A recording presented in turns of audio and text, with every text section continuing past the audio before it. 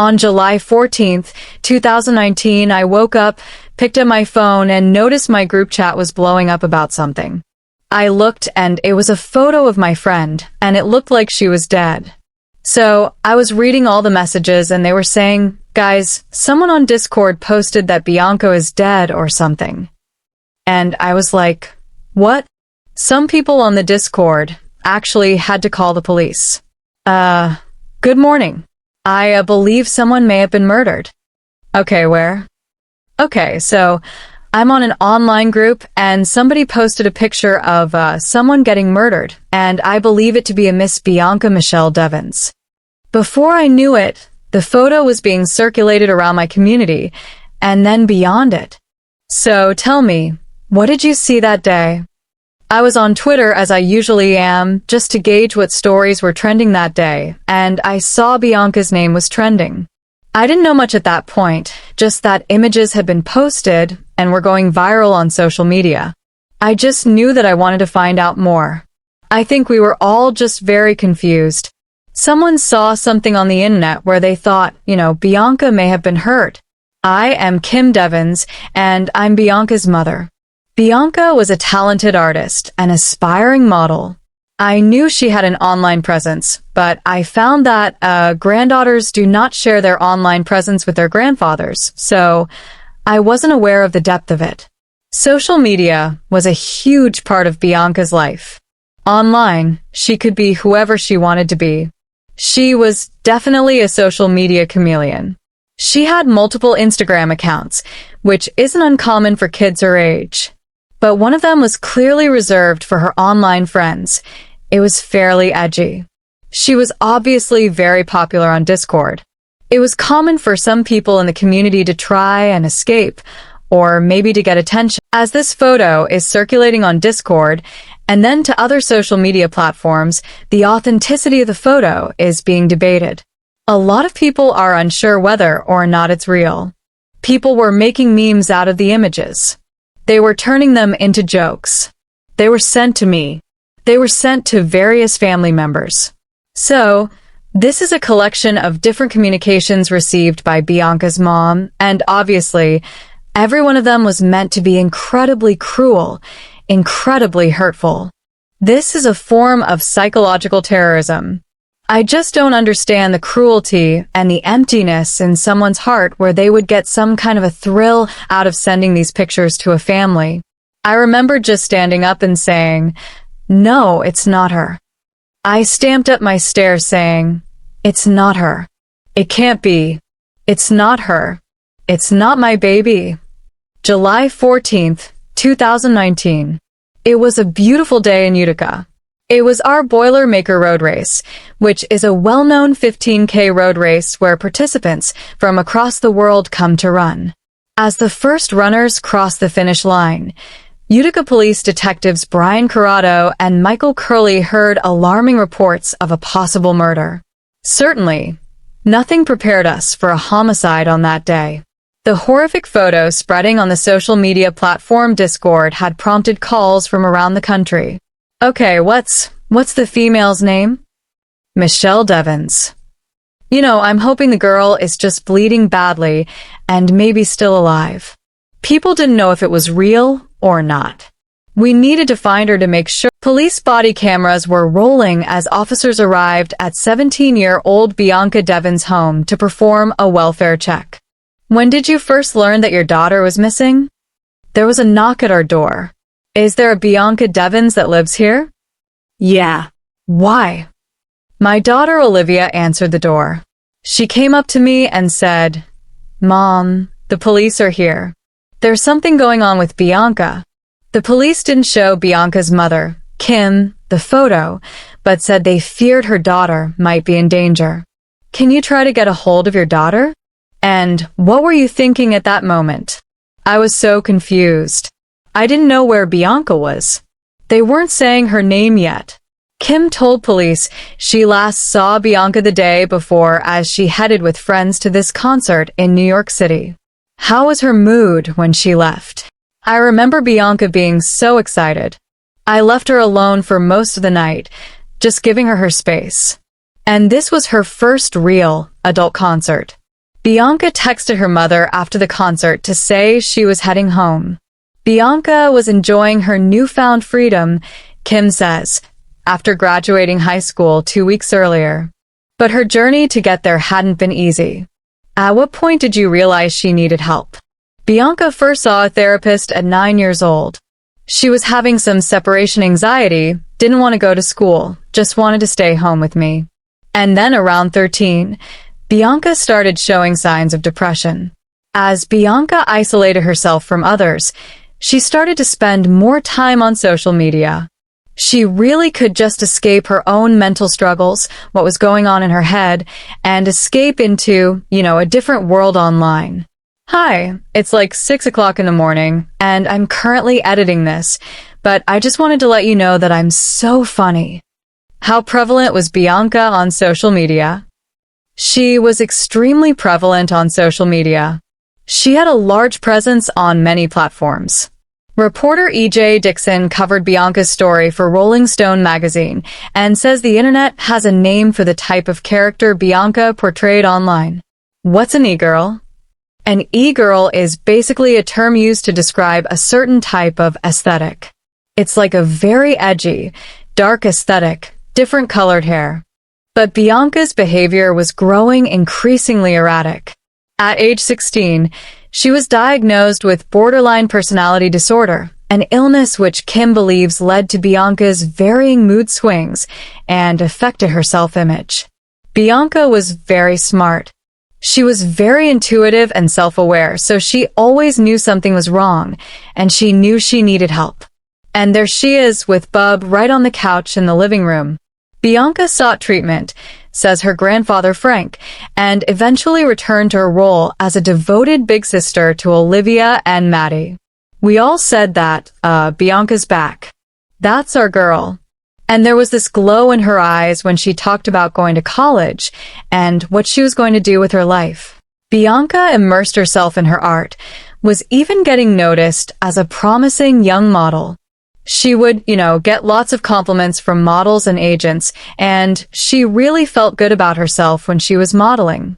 Though she had turned a corner, Bianca maintained her edgy online persona and by age 17, had created multiple identities. She also had an active presence on 4chan, which is sort of on the darker side of the web. I go on the record saying 4chan is a dangerous place, and it's also just an incredibly misogynistic space. As Bianca's popularity grew online, so did the number of some of her male followers called orbiters, says online friend Elizabeth. The reason why they're called orbiters is because they will follow like a girl they think is attractive online and, just like orbit them, never become close to them. Bianca was exceptionally patient and accessible to her orbiters, to a fault at times. One orbiter who captured Bianca's attention was a 21-year-old Lyft driver named Brandon Clark, whom she met on Instagram in May of 2019. What was he like? Honestly, nothing notable. He was just kind of like a normal one of these weird people, one of these weird guys in the community. After communicating on social media, they eventually took their relationship offline and briefly dated, but were never exclusive. Bianca had made it clear to Brandon that she was not interested in a committed, monogamous relationship at this point, and Brandon had seemed to accept that. When Brandon came around, and he came around pretty often, he just looked like a goofy, nerdy boy next door. Kim says there were no glaring red flags about Clark, so when Bianca told her mother he was taking her to that concert in New York City, Kim thought nothing of it. I took a little comfort in knowing that she would be with Brandon, 'cause I trusted him. 47 called. As the search continued, Bianca's friends suspected the photo circulating on Discord might be a hoax after learning it was Clark who posted the image. We all just assumed that he was making a joke, or trying to scare us, or something. On Discord, it's fairly common for people to post gore and disturbing images just to sort of get a rise out of people. So it was certainly within the realm of possibility that this could have been faked. Disregard the all unit. But things turned very real, very fast. We have him on the line now. It was Clark who called 911. My name is Brandon. The victim is Bianca Michelle Devins. Laughter. It was like an out-of-body experience, but I was shaking. I just kept thinking, no, she's fine. We just have to find her, and we're going to get her help. She's going to be okay. As Bianca's family awaited news of her safety, police dispatch received a call. 911. What is your emergency? My name is Brandon.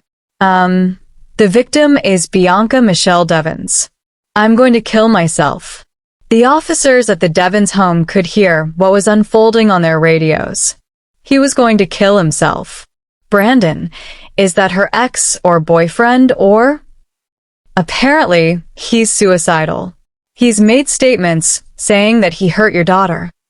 It didn't make sense to me. I remembered just being very confused that they were saying that Brandon may have hurt her. It just didn't make sense that he would have hurt her. Investigators turned their attention to Brandon Clark, who by then had posted more disturbing pictures of Bianca, including one with this message, "I'm sorry, Bianca. We were fighting against time, so we needed to find her, and we needed to find her fast. And he's not telling us where he is." They were basically pinging his phone.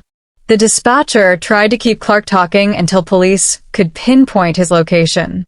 "Just stay on the line with me, okay?" "No, I'm not going to stay on the line with you. I'm going to be dead on the ground." But before hanging up, Clark told them exactly where to find him. A dead-end road not far from Bianca's home. "Describe for me where was Brandon, and what was he doing?" Brandon's vehicle was parked up ahead of here. An officer pulled up, and he observes Brandon. "Hi. What are you doing, man?" Brandon's armed with a knife. He has his gun pointed at him. Yeah, he engages him. "Put the knife down, man." "Put the knife down." There's a conversation back and forth. "Where's the girl? Where is she?" As the officer moved into position, Clark slashed himself with a knife. He then took a selfie and posted it to social media with the caption, "Ashes to ashes." Ultimately, backup arrives. They engage him in front of his vehicle. After a brief struggle, Clark was disarmed and placed under arrest. When I arrived on scene, Brandon was actually just being wheeled out to the ambulance.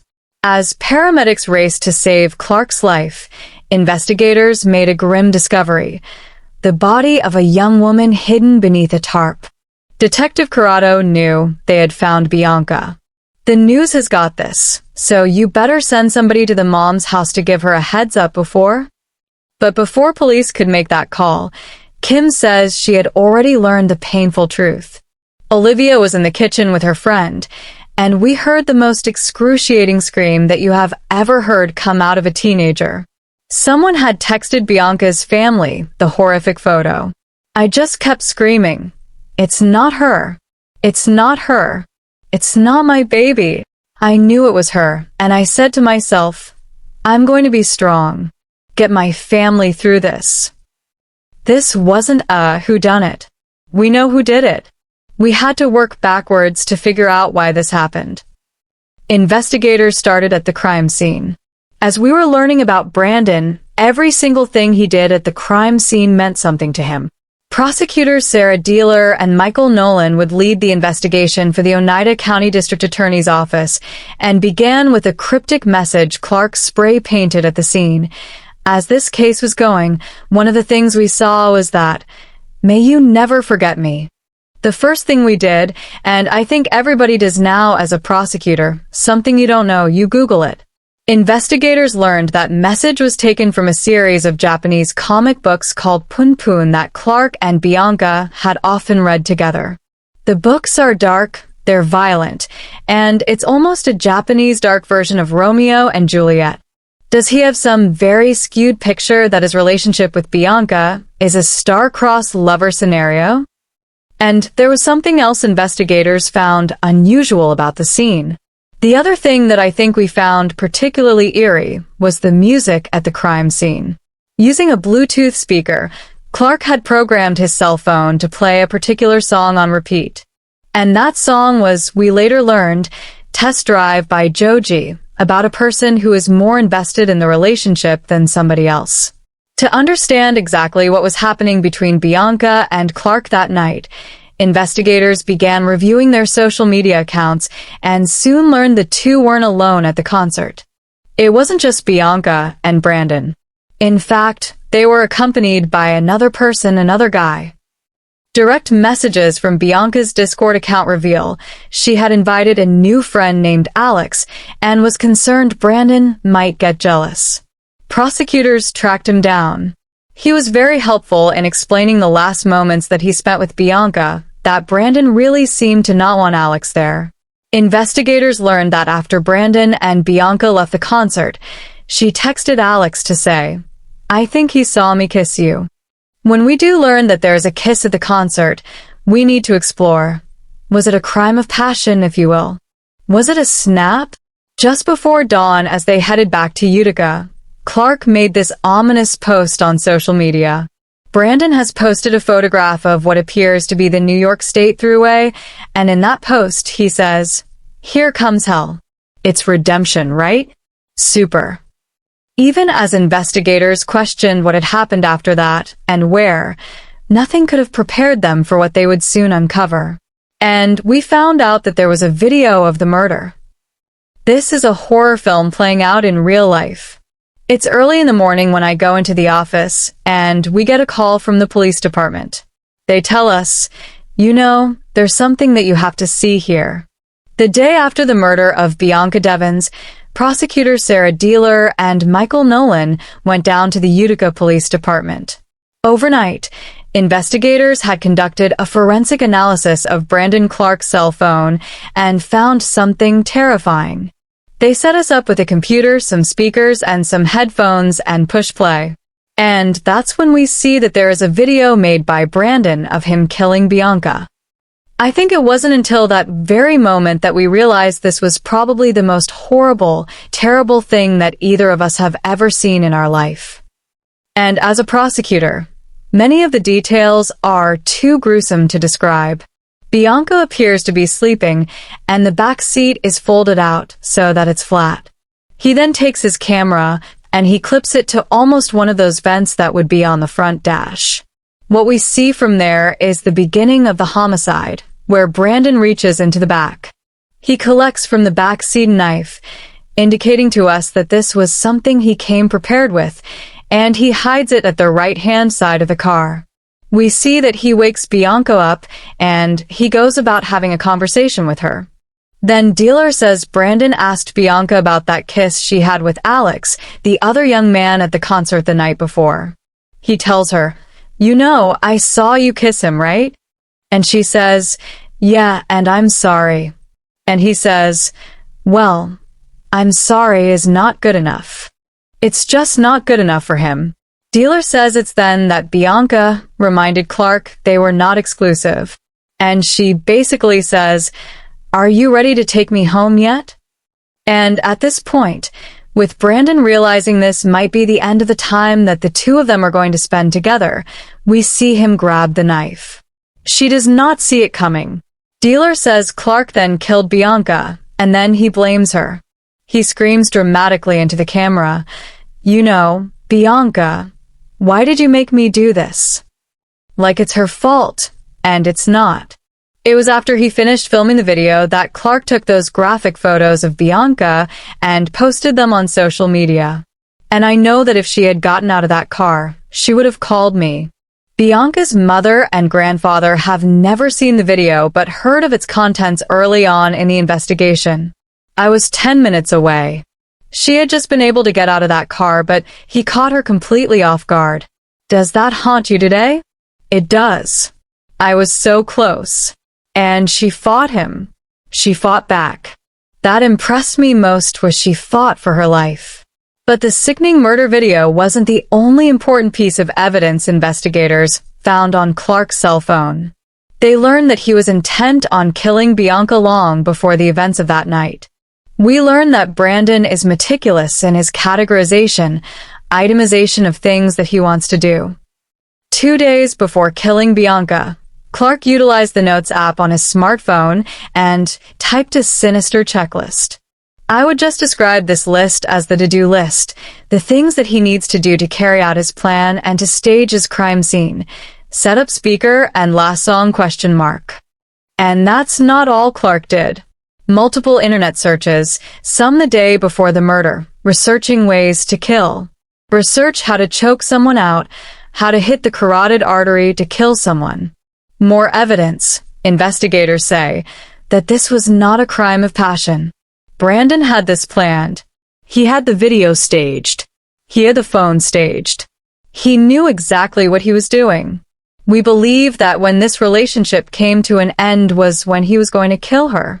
Brandon wanted to be with her. She did not want to be with him, and he wasn't going to let anybody else have her. So, no matter what she said, she was going to wind up dead that night. 2 weeks after the murder, Bianca's family and friends packed the courtroom wearing pink, her favorite color, as they waited for Brandon Clark to make his first public appearance. Brandon walked into the courtroom today wearing an orange jumpsuit and a black protective vest. I was in court when they brought him in, and I said, "He just looks pathetic." Clark was officially charged with second-degree murder and pleaded not guilty. The defense was considering an extreme emotional disturbance defense, but authorities and Bianca's family were not buying it. Investigators and the prosecutors describe him as just an evil person that wanted to murder someone. And that's who Brandon is. He is a murderer, he is evil. And as prosecutors prepared to go to trial, they had only one goal in mind. We need justice for Bianca. We need to make sure Brandon can never hurt anybody else again. That's what our job is. But there was nothing they could do to stop what was going on online. The horrific images of Bianca's murder that Clark had posted continued to spread on the internet, and a vile campaign of hate was brewing on social media. Bianca's family members were also being targeted. As a result of Bianca's death, it was just nonstop harassment. This is a form of psychological terrorism.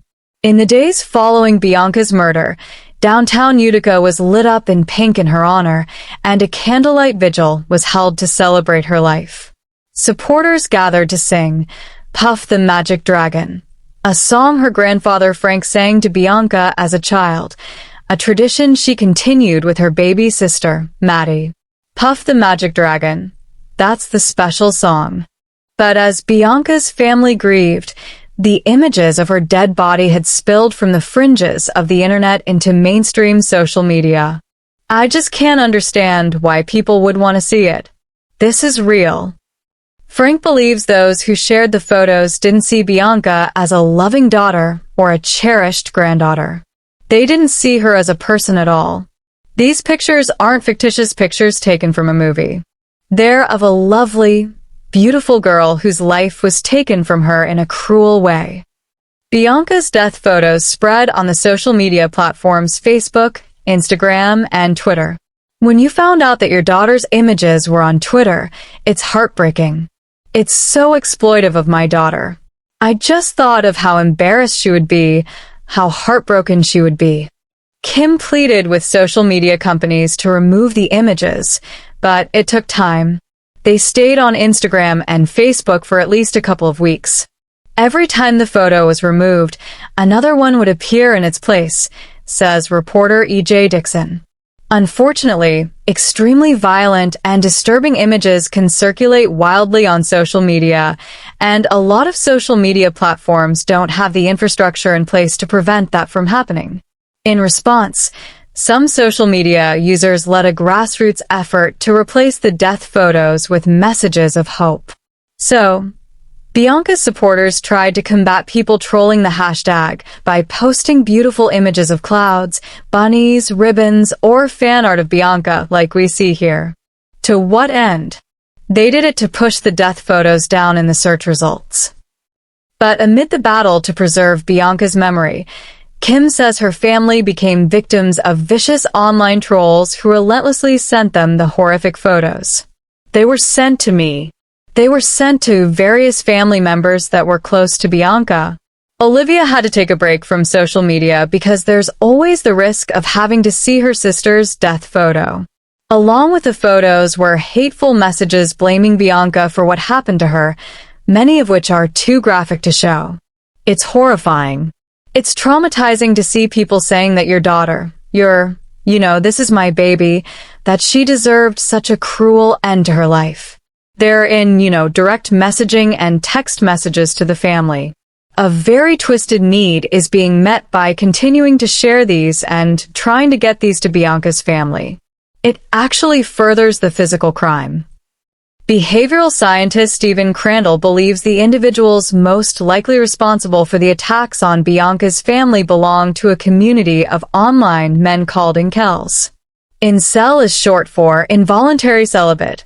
Incels are individuals, men 21 or older, who have gone 6 months or longer without any sort of sexual activity, not by their own volition. Incels see themselves as victims, says Crandall, in a never-ending struggle to win the affection of attractive women, whom they refer to as Stacy. Incels believe that they don't have any chance with Stacy at all. Was Bianca considered a Stacy? Bianca would be considered a Stacy. Though Clark did not identify as an incel, he was celebrated by this dark community for what he did to Bianca. The incel feels badly cheated, to the point where it becomes just an obsessive thought that I need to strike back for the unfairness. In fact, this violent rhetoric has led to murder. In 2014, a 22-year-old self-identified incel went on a deadly rampage in Isla Vista, California, killing 6 people. Since then, the intelligence community believes there have been more than a dozen mass killings in North America, resulting in 50 deaths attributed to incel ideology. And as there's been more incel killings, it has become more clear to us that there is, on the spectrum of incels, those at the extreme end who are certainly capable of murder. And because of that, it's recognized now as a terrorist threat. We all knew that we were in the line of fire, and I was honestly afraid to leave my house. The response to Bianca's murder by the incel community served as a wake-up call for friends like Elizabeth and other young women in their online world who realized they too could be targets. Those same incel communities that were praising Brandon's actions were saying, "Oh, I wonder who's going to be next. I can't wait for the next victim, or the next girl to be killed." As Clark's case headed to trial, emotions ran high for Bianca's family, who feared her murder video would be played in court. My last memory of Bianca is her full of life, so excited. So, to have to see her in her last moments, how she was brutally murdered, is absolutely traumatizing and something no one should ever see. But shortly before his trial began in February 2020, Clark pleaded guilty to Bianca's murder. "I know that sorry is not enough. I know that I won't take back what I did." He said he wanted to spare us from having to see the details of Bianca's murder. Did you believe him? I don't believe him. Kim may have been right to be suspicious. Before sentencing, Clark changed his mind yet again and wanted to go to trial. We know that he is playing a game with everybody. Just 5 months after pleading guilty to murdering Bianca Devins, Brandon Clark was back in court to try and change his plea back to not guilty. This request infuriated the Devins family, who had already been through so much. Don't play games. Take your punishment. Give this family some peace. Bianca's mom said she knew why Clark now wanted to go to trial. He found out that there were media and production companies interested in Bianca's story, and he wanted to be able to tell his side. Clark wouldn't admit to that. Months later, he took the stand to plead his case. "Do you solemnly swear the testimony you're about to give is the truth, the whole truth, and nothing but the truth? So, help you God." He blamed his former attorney, Luke Nabush, a well-respected local public defender, for not visiting him enough in prison and pressuring him into pleading guilty. Oh, he knew that I was a first-time offender and had no knowledge of the legal system, knowledge about court proceedings. Can you state your name? On the stand, Nabush said Clark's claims were not true. I went to the Oneida County Jail 15 times prior to his plea. There were moments where I spent 4 or 5 hours with him. There are moments where I spent 2, maybe an average of 3. He said, in fact, he was the one who encouraged his former client to plead not guilty and go to trial, but it was Clark who refused. Again, whose idea was it to plead guilty to these charges? It was Mr. Clark's. And it was your intention to take this matter to trial? Yes. And during cross-examination, Prosecutor Mike Nolan demolished Clark's argument about his supposed legal knowledge.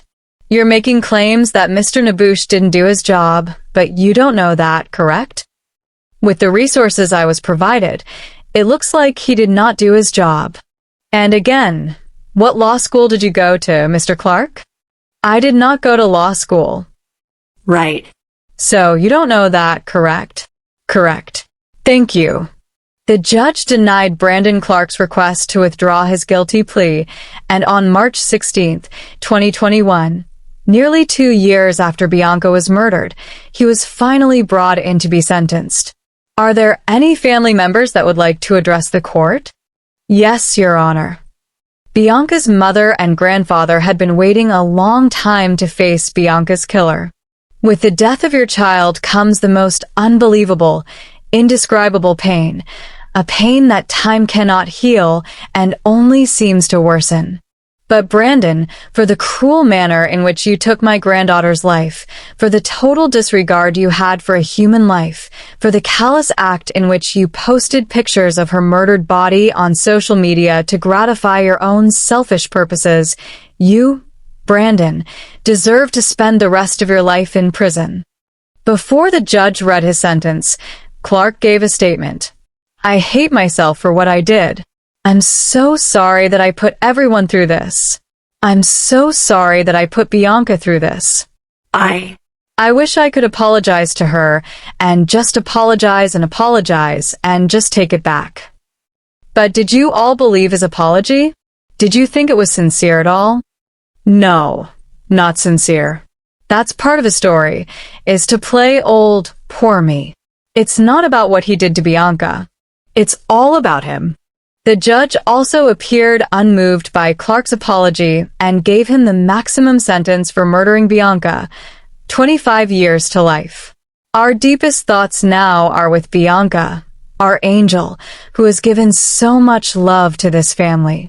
But despite their belief, Bianca's family knows their fight may not be over. After Clark serves 25 years in prison, he could be eligible for parole. He will be in his late 40s. Did Bianca receive justice? No. Justice would be Bianca being alive. But the justice for Bianca now takes a different form. Bianca's family is trying to turn their grief into action. They have worked with local politicians like then Congressman Anthony Brindisi to try and get Bianca's law passed. And today we are putting social media companies on notice. We are taking substantive action on the federal level to bring the Devins family peace and ensure this never happens to another family again. Bianca's Law is a bill that would hold social media companies accountable for violent and graphic content that they allow on their platforms. So, we look at that as a start for a series of laws and policies that would prevent death photos like Bianca's from being put up on social media. They also have established a scholarship in Bianca's name, and that will go to a student who is going to follow Bianca's ambitions of helping adolescents with mental health struggles like Bianca had. How do you want Bianca to be remembered? I want Bianca to be remembered for her smile, for her bright spirit, for her huge caring heart. Bianca always wanted to help someone, even in her worst struggles. When she couldn't help herself, she helped others. And she will never, ever be forgotten.